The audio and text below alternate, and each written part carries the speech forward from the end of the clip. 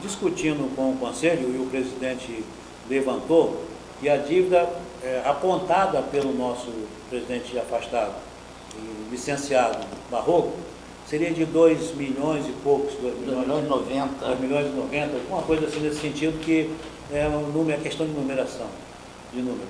Então, a gente não pode pensar apenas em falar assim, vamos liquidar o déficit, vamos acabar com o déficit mensal do hospital, vamos fazer um aporte de mais 390 mil reais. Tá, e aí, como é que fica a dívida que continua estrangulando o hospital? Ela não vai crescer, mas também não vai diminuir, mas também não vai resolver tirar da gente o sufoco do nossa situação financeira. Então, essa é uma questão grave. São duas questões a ser resolvidas. Uma é o déficit mensal e o outro é a dívida contraída. Quando ele nos deu a entrevista, o qual ele estava afastando, ele disse para a gente que até hoje, entre aspas, hoje, sim, não teria mais dívida prefeitura e hospital. Sim. E como fica isso então? Porque na realidade os números não constam. Não, eu discordo. Ele fez uma afirmação correta. Não consta dívida de repasse dos valores contratados. E que nós estamos voltando ao mesmo assunto. O que acontece não é o repasse em si, está em dia. O secretário de saúde, mesmo com toda essa turbulência, e nós estamos tentando entregar um serviço e causando um transtorno enorme, o secretário de saúde está conseguindo passar os recursos. Hoje mesmo está mandando o MAC e está se marcando dia. A prefeitura está com toda a boa vontade de repassar e manter em dia, 100% em dia, o que é verdade, o Barroco falou. Estava 100% em dia o repasse, mas esses repasses estão aquém das despesas. Por isso que gerou a dívida. Então, nós continuamos com a boa vontade do prefeito, com a boa vontade do secretário, que tem sido incansável em procurar soluções, mas a solução não está no repassar no dia certo, está em a gente ir lá na base do problema, que é o custo e a remuneração desse serviço. Na emergência maternidade tem que ser reformado e nas tabelas também tem que ser reformado, ou no mínimo zerando o déficit do hospital, para que não acumule mais a dívida. E como fica a situação da dívida? Temos que acabar com essa dívida, porque com essa dívida existindo, não vai resolver. Nós vamos continuar sufocados com os nossos fornecedores, com os nossos profissionais. Mas outra pergunta, repasse está em dia, está tudo certinho. Sempre se fala muito do hospital necessitando de mais recursos, que sempre está em déficit, aquela coisa toda, que a gente está acostumado a ouvir. O que o hospital tem feito ou faz ou fez para poder cortar na carne, em termos de pessoal, em termos de gastos, em termos de economia, para que essa dívida não aumente? Outra pergunta também que eu gostaria. O hospital poderia fornecer a folha de pagamento dele? Olha só, vamos por parte, né? Vou responder a última pergunta para a gente poder responder a primeira. Eu não acho justo que a gente externize e jogue os salários dos nossos funcionários que dentro publicar isso aí, eu não acho bom. Mas eu posso te garantir que todos estão dentro do sindicato. Todos estão no teto do sindicato. Não pode estar abaixo porque nós somos punidos, não estão acima porque nós não temos condição. Alguns funcionários podem ter uma remuneração específica porque acumulam outro cargo, outra função. Mas te garanto para você que essa folha está dentro do padrão. Quanto à primeira pergunta, o que seriam as ações para reduzir? Se é feito alguma coisa.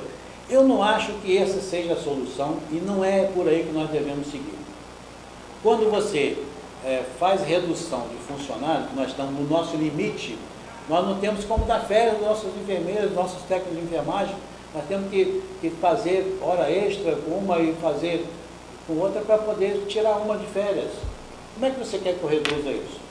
Somente se reduz isso reduzindo os leitos, reduzindo a prestação de serviço, reduzindo o nosso serviço, reduzindo a nossa prestação de serviço.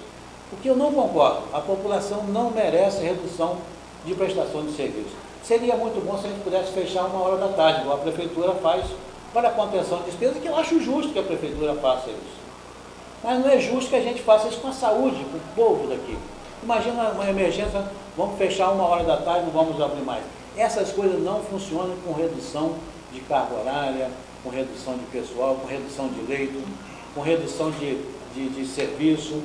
Então, o que o Barroco falou aqui, eu confirmo, ele criou, de fato, diversos serviços novos, inclusive a hemodiálise, que onerou muito mais o hospital. E não se houve contrapartida em remuneração.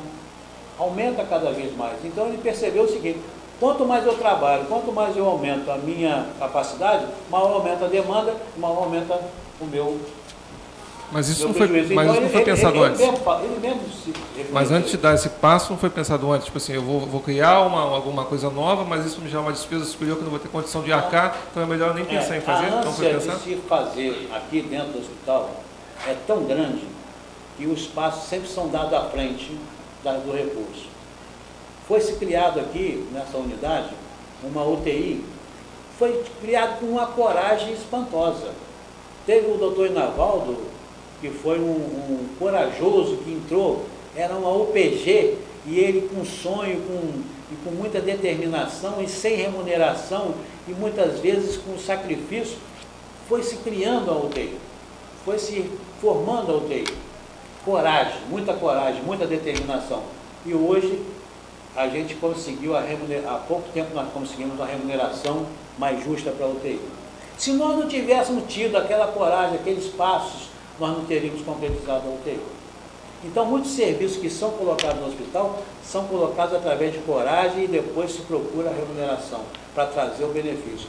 Um leito de UTI hoje, na região, é raro você encontrar um leito vazio. Por acaso, nós temos 7 leitos aqui, até mais 2 de unidade de apoio. A gente ter isso aqui e salvar vidas e mais vidas que passam por aqui, isso aí para a gente é uma conquista. E eu te pergunto, e o que acontece com a UTI hoje, que vocês formalizaram sem a responsabilidade de ter a receita? Ela gera hoje, segundo o relatório do hospital, um déficit mensal de 63.752. Vamos parar a UTI? Vamos deixar esse povo sem assistência? Nós vamos ter que suportar isso, nós vamos ter que procurar caminhos para a gente equalizar isso. E esses caminhos é que foram minando a resistência do presidente Barroco, e que foi tirando ele a ânsia de fazer e de concretizar, e pediu afastamento temporário.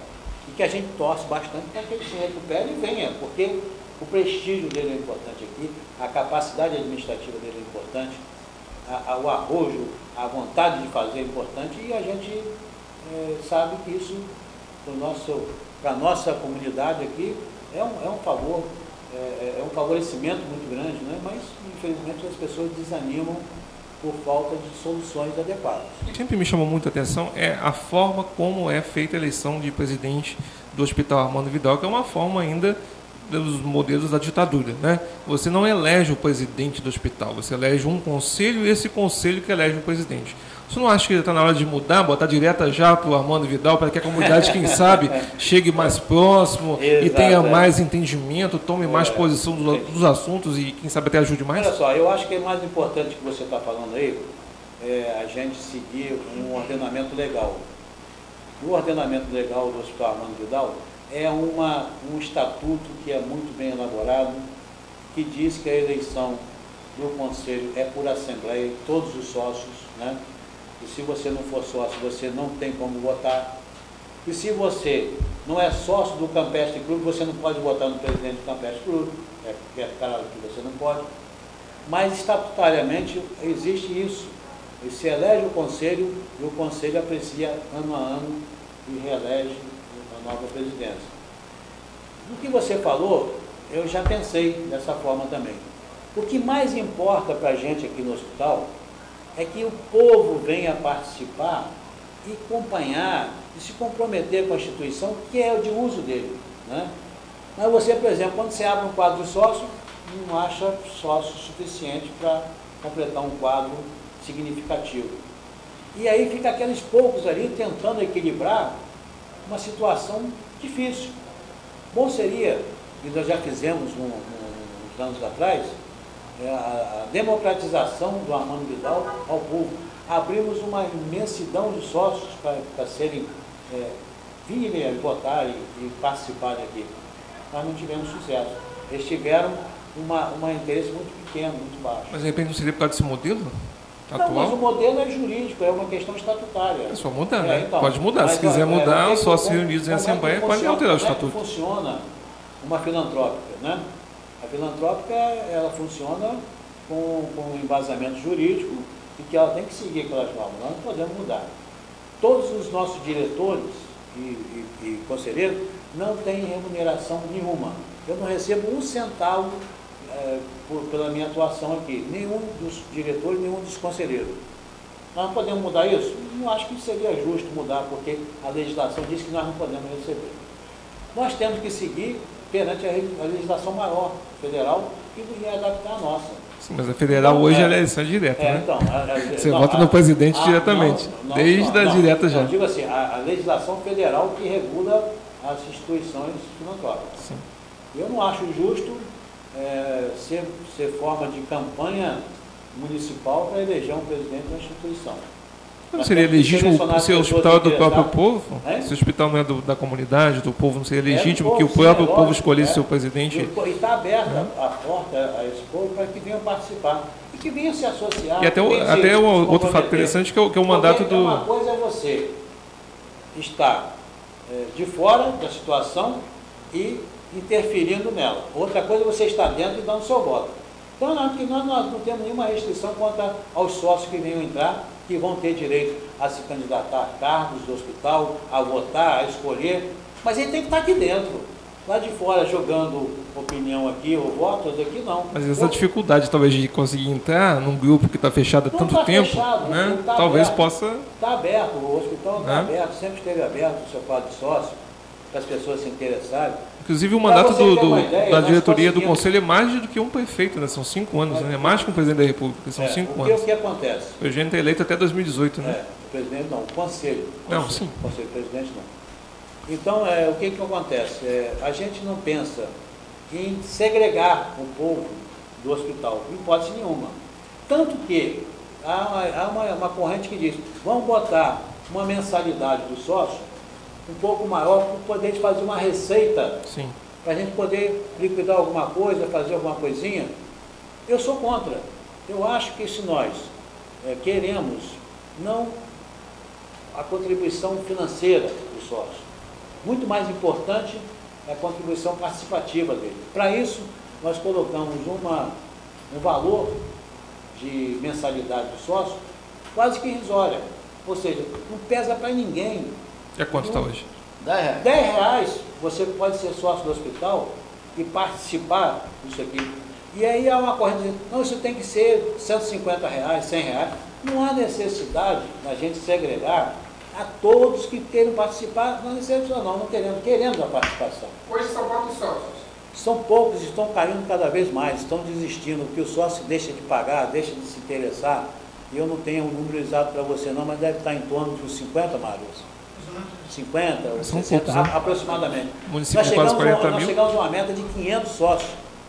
500 sócios é uma democratização de pessoas que estão aqui dentro, mas a sua palavra, não, vamos pegar o cara lá de fora para votar aqui dentro. Não, aí, se o sócio não tiver em dia... Eu acho que ele tem que estar comprometido com a instituição e exercer seu direito de voto. Mas votaria quem gostasse do candidato, né? Votaria quem fosse sócio. Sim, lógico. Não, sim. Venha associar, venha se candidatar e espero que apareçam muitos candidatos. Nós vamos ter eleição em breve, no final do ano, e a gente tem... Mas é o conselho que elege, não é o sócio. É isso que eu estou questionando, entendeu? Vamos dar um exemplo. Eu quero ser o presidente do Hospital Armando Vidal. Eu me candidato, mas quem vai me eleger não são os sócios, não são a população. É um conselho que já está instituído desde 2013. Mas você só pode ser candidato ao cargo no hospital se você for sócio. Sim, lógico. Primeiro passo, seja sócio. Sim. Segundo passo, vote contra esse estatuto, mude para fazer a eleição direta do sócio. Aí você vai ter que todo ano fazer uma assembleia de todos os sócios. Sim. E se nós queremos 500, 600 sócios, vai ter que ser feita uma campanha para a eleição de um presidente aqui. Quem sabe essa não possa ser a solução, porque se o hospital está caminhando cada dia mais, porque a dívida está aumentando, né? Ela está gradativa. Então ela precisa do apoio da população e a população precisa do hospital, né? Hoje qualquer pessoa... Se você quer mudar... Qualquer pessoa que estiver aqui hoje, até o presidente dos Estados Unidos, Barack Obama, se ele der um passar Certo. mal, ele vai para onde? Mas se Vidal, você tem é o intenção ponto de de uma inicial. mudança, Então, todo mundo... não espere essa mudança sentado. Se você tem esperança de que a coisa mude, você tem que entrar lá. Você tem que se associar e você tem que votar. Você tem que participar. Agora, você não muda essas coisas aí porque nós não gostamos disso aí. Venha, entre e dispute a eleição, faça a eleição de conselheiro, mude o estatuto, reorganize, chame a Assembleia. Nós fizemos a reforma do estatuto agora há pouco, mantivemos os pontos básicos da lei federal, ou seja, o que a gente tem como balizamento para a gente trabalhar. Não vejo nenhuma dificuldade. Agora, eu acho injusto, não aceito, que se você não é sócio, queira que você modifique as coisas internas. Se você é sócio, é bem-vindo e entre para lutar, porque eu já lutei muito aqui. Eu estou precisando de alguém como você para seguir a nossa luta. Isso é muito bom. Voltando só ao caso da decisão que foi tomada pelo Conselho. Vocês tiveram uma reunião que a gente tem conhecimento ontem, né, na tutela coletiva em Campos, contra Casas, né? E hoje que o promotor pediu que vocês entrassem em um acordo com a prefeitura e vice-versa, e deu um prazo até o dia 18, que fosse aí novamente e desse uma decisão do que foi acordado e tudo mais. Certo. Caso, vamos supor que a prefeitura não consiga, né, chegar a um consenso com vocês e vice-versa, então os serviços pararão mesmo a partir do dia 1º de setembro? Essa decisão não é minha, essa decisão é a decisão do colegiado, do conselho, que são 9 titulares e 9 suplentes, e que debateram exaustivamente esse assunto, acharam por bem que é insustentável e que nós devemos paralisar. Em meio a esse tempo, eu tive uma conversa com o secretário de Saúde, que está pronto para chegar a uma solução, e me pediu um prazo. Eu não tenho como dar prazo, porque não é decisão do Conselho Executivo e sim do Deliberativo. O presidente reuniu emergencialmente o Conselho no mesmo dia, e isso aqui teve mais do que 9, Foram 15? quase 15 14 conselheiros, pessoas. Eu vi os titulares e os suplentes, e discutiram o assunto e diziam, não, nós não temos condição de dar mais nada. Sim. Não sou eu que dou o prazo. Sim, mas volto a repetir. Agora, então, vou reformular a pergunta. É. Se caso não chegar a um consenso, o Conselho colegiado, né, o Armando Vidal em si, Sim. a partir do dia 1º de setembro, vai parar o serviço? Sim, mas aí é uma decisão do Conselho. Sim, mas Eu pararia... sigo o que o Conselho mandar, Sim, eu mas sou fiel. Vamos falar do Armando Vidal decisão instituição, dele, né? Pararia, Agora, então, o que se que não eu chegar penso, realmente, está decidido mesmo isso? Olha só, a decisão é essa. Sim. Os prazos são curtos, porque nós não temos gordura para suportar prazos mais longos. Mas eu tenho certeza absoluta que com a boa vontade do secretário de Saúde, com a boa vontade do prefeito, com a boa vontade dos conselheiros, que estão todos visando a população, vão chegar a um bom termo. E isso não vai haver desassistência à população por uma questão de um prazo determinado. E se por acaso houver o afastamento do Armando Vidal desse serviço, nós estaremos disponibilizando nossas instalações exatamente como estão aqui, para que a prefeitura execute e faça até ela conseguir se estabelecer em outro local, um local mais adequado, mais apropriado. Eu não vejo como a gente deixar uma população dessa desassistida nesse serviço de urgência, emergência e maternidade. Sim. Não vejo como. Agora, também não vejo como o hospital suportar um prazo maior disso. Nós vamos arriscar ao todo da instituição. E caso agora, aconteça? tenho certeza, tenho a convicção de que vai ser encontrada uma solução. E caso O aconteça... Ministério Público pediu para a gente levantar uma planilha, já está sendo providenciada, vamos levantar com a maior justiça, seriedade os valores, vamos apresentar, e em cima desses valores vamos tentar negociar uma flexibilização de algum serviço ou outro que vão estar previstos na legislação, para que a gente possa chegar a um acordo, para a gente manter esse prazo um pouco maior. E aí eu acredito que o Conselho deve reapreciar isso, e com novos valores, e com novas propostas, estenda-se o prazo. O que não pode ocorrer, no meu ver, que eu também sou conselheiro, é que isso venha jogar o hospital no risco de fechamento. Aí é pior do que você perder emergência, maternidade e a prefeitura fazendo uma barraca de... Sim, vou aproveitar até o gancho para fazer a minha última pergunta. Caso aconteça realmente a interrupção do serviço por parte da Armando Vidal, o hospital vai ficar sem esses repasses. Terá condição, haja vista a dívida que a gente tem conhecimento, de continuar à frente com os outros serviços? Olha só, o Armando Vidal, ele tem um serviço de maternidade e emergência a vida inteira, prestou esse serviço. E muitas vezes prestou até sem remuneração. Se você tirar a remuneração de R$175 mil, nós vamos tirar o pessoal que fazia parte desse serviço. Nós vamos diminuir o nosso contingente porque não temos mais esse serviço. E vamos continuar fazendo os serviços de normal, UTI, internação, cirurgia, pediatria, todos os serviços normais. A única coisa que nós vamos fazer é lutar para uma tabela mais justa. E a dívida? Que dívida? A dívida atual? Não, como é que ficaria? A dívida... Porque com o repasse já está difícil e está aumentando. Sem o repasse... Sim, o repasse não liquida a dívida. Sim, mas como que ficaria? Existem dois pontos que nós já discutimos, já falamos no início.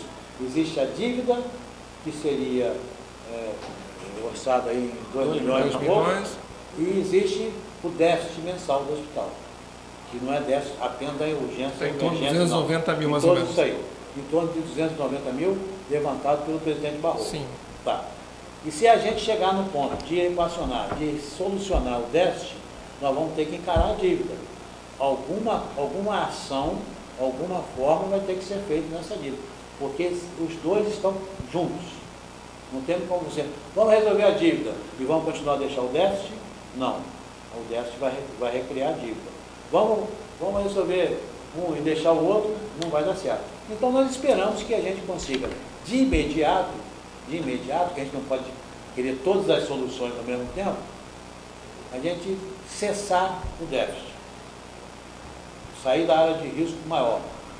Imediatamente procurar fazer um plano de exterminar com essa dívida. Aonde, como, não se sabe. Isso nós vamos ter que contar com o Conselho, estudar, fazer propostas, levantar outras propostas, e será que nós vamos ter um parcelamento, alguma coisa nesse sentido. É isso que nós temos que ter.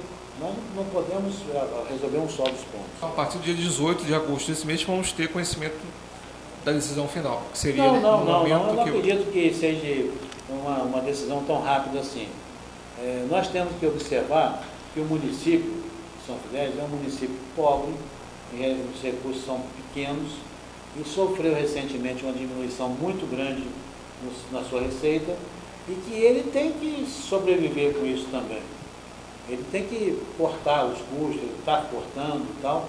A gente não pode esperar que o município venha resolver isso do dia para a noite, com uma ideia maravilhosa, geniosa, que vai aparecer e vai solucionar isso. E nós esperamos que no dia 18 é uma data que nós temos para conversar novamente, para a gente poder procurar saída para a situação. E a partir do dia 18, nós temos um próprio conselho que pode voltar a se reunir e fazer as negociações. Que na verdade, o que ocorreu? Aqui na ata, e está constando aqui, foi tomada a decisão, certo? E nessa tomada de decisão, eu não era o presidente, era o Barroso que era o presidente, foi na mesma sessão que ele pediu o afastamento que se tomou essa decisão, certo? E a decisão ficou ao Conselho, as tratativas e o desenrolar dessa decisão. Eu, como o exercício do presidente do Executivo, não tenho autonomia para negociar com quem quer que seja. Eu posso participar da negociação como conselheiro, mas quem decide é o Conselho. Com certeza, alguma coisa vai acontecer e não vai ser desassistência à população. Não vai ser, não pode ser.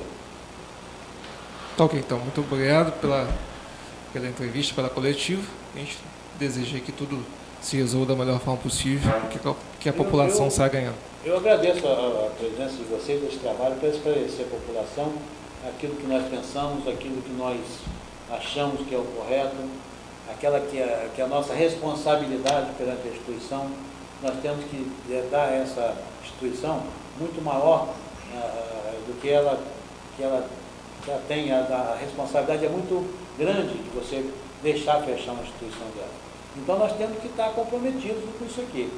E agradecer a vocês pela lisura que foram, da forma que vocês, eu tenho certeza que vocês tiveram algum acesso, alguma informação não confirmada e não publicaram para não alarmar a população e para ver de chegar num ponto que a gente já está em negociação, já está em tratativa, estamos prontos a colaborar, que a população fique tranquila, que se o Armando Vidal faz, ou a prefeitura com o Armando Vidal, de um jeito ou de outro as coisas não vão ficar, mas nós não estamos com condições financeiras para manter o serviço. Essa é a nossa posição atual, o presidente, que é o presidente do Conselho. Pela mesma forma, pela sua preocupação, pela preocupação também de vocês, da comunidade, nós do Conselho estamos aqui pensando não só